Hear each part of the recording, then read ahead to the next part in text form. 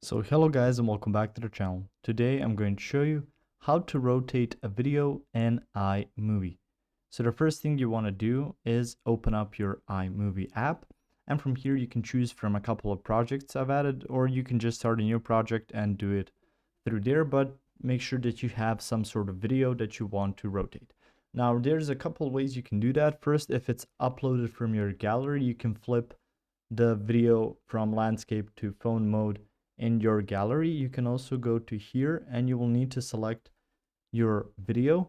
Once you do that, you'll see a preview at the top.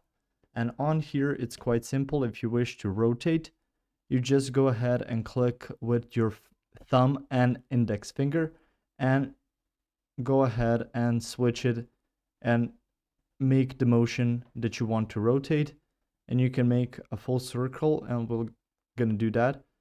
And this will be the rotation or the flipping that's done in iMovie. So that's how you can rotate. It's not something going into settings or cropping or something that complicated or with more steps. It's really as easy as you just going with two fingers and twisting in a direction that you want it to rotate. So you can see I'm now switching back and forth with my thumb, and it's giving me the option to go to left then to right.